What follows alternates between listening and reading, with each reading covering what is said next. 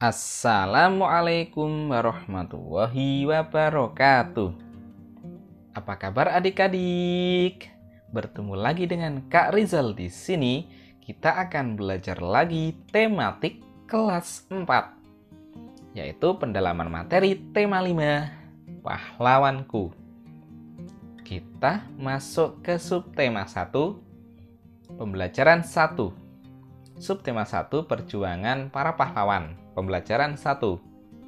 Menjawab pertanyaan berdasarkan bacaan.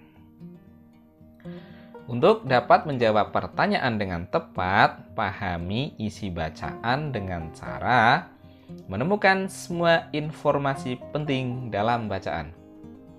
Informasi adalah sekumpulan data atau fakta yang diolah sehingga memiliki arti dan dapat dipahami oleh pembaca.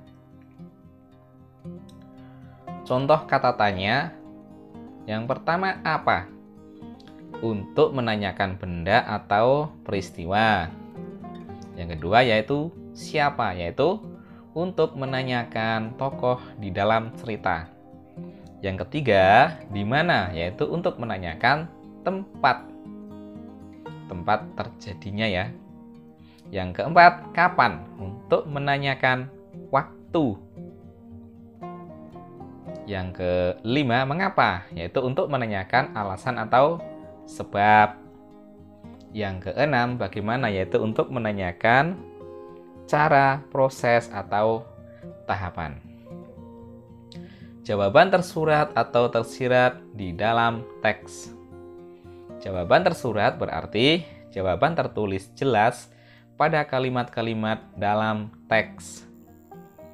Jawaban tersirat berarti jawaban harus disimpulkan dulu berdasarkan informasi dalam teks. Jadi kalau jawabannya tersurat itu mudah kita menemukan jawaban antara dari pertanyaan-pertanyaan di atas itu ya.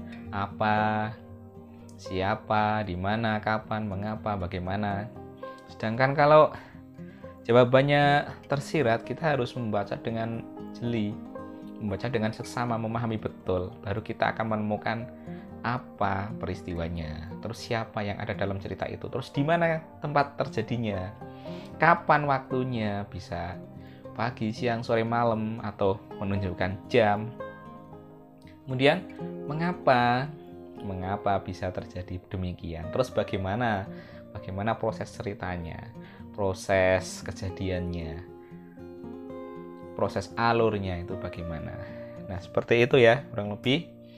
Kemudian kita lanjutkan tokoh dan peninggalan pada masa kerajaan Hindu, Buddha, dan Islam. Beberapa tokoh beserta peninggalan kerajaan Hindu, Buddha, dan Islam dan sikap kepahlawanannya. 1. Raja Mulawarman, yaitu dari kerajaan Kutai. Raja pemeluk agama Hindu yang terkenal baik budi. Raja Mulawarman menyedekahkan 20.000 ekor sapi kepada kaum Brahmana. Nah, ini contoh peninggalannya yaitu Yupa. Sikap kepahlawanannya: 1. Adil dan bijaksana. 2. Taat menjalankan ajaran agama serta mencintai rakyatnya. 3. Dermawan. 2. Raja Kertanegara atau Kerajaan Singasari. Raja pemeluk agama Hindu yang berhasil menaklukkan seluruh wilayah Nusantara. Sikap kepahlawanannya yaitu 1. Pantang menyerah dalam menyatukan Nusantara. 2. Berani dan tegas menolak untuk tunduk kepada bangsa Mongol. Nah, peninggalannya Candi Singasari.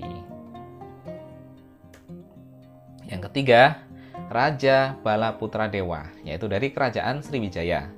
Raja pemeluk agama Buddha yang berhasil membuat kerajaannya sebagai pusat perdagangan, pelayaran, pendidikan, dan penyebaran agama Buddha di Nusantara. Sikap kepahlawanannya: 1. Jujur dan disiplin dalam memimpin rakyatnya. 2. Adil dan bijaksana dalam menegakkan hukum. Contoh peninggalannya adalah Prasasti Kedukan Bukit. Yang keempat, Sultan Iskandar Muda, yaitu dari Kerajaan Aceh. Raja pemeluk agama Islam yang berhasil membuat Kerajaan Aceh mencapai puncak kejayaannya.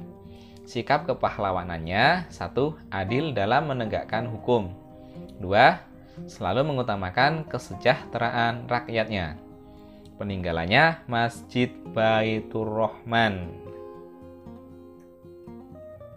Yang kelima, Raden Fatah dari Kerajaan Demak. Raja pemeluk agama Islam yang menjadi penguasa pertama Kerajaan Demak. Sikap kepahlawanan yaitu 1. Menghormati kebebasan beragama. Yang kedua, berani melawan penjajah. Peninggalannya adalah Masjid Agung Demak. Kita teruskan materinya, yaitu penerapan sifat-sifat cahaya.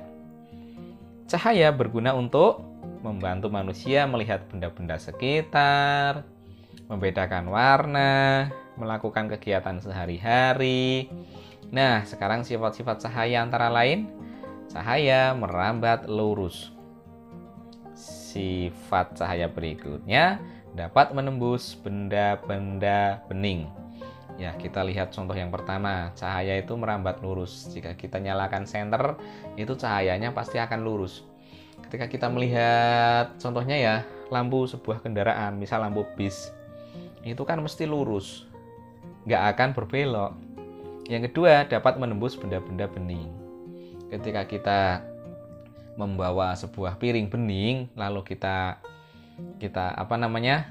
arahkan lampu senter ke arah piring itu tetap masih bisa merambat cahayanya, karena cahaya dapat menembus benda-benda bening. Contohnya lampu mobil itu kan dilapisi kaca atau mika, nah itu kan bening. Nah, itu salah satu sifat cahaya, dapat menembus benda bening, yang mana kita sangat mudah sekali untuk temukan contohnya sifat cahaya itu ya.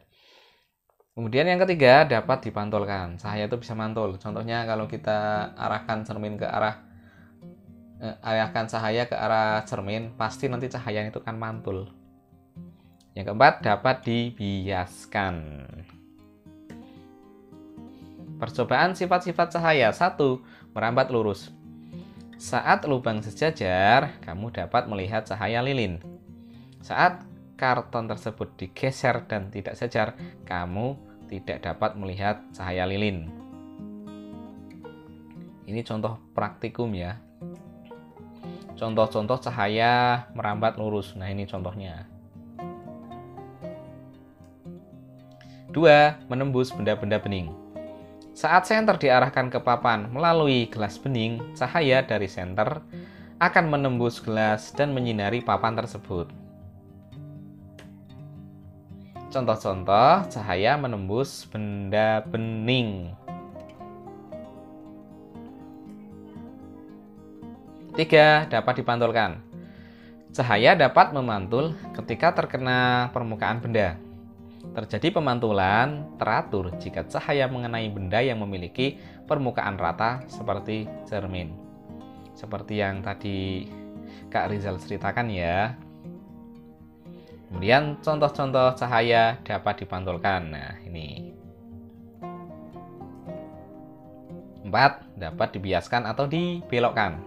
Contoh, pensil yang dicelupkan ke dalam air, pensil akan terlihat patah dan lebih besar. Mengapa? Karena cahayanya itu dibiaskan atau dibelokkan. Jadi seolah-olah pensilnya itu patah, padahal tidak ya. Itulah sifat cahaya.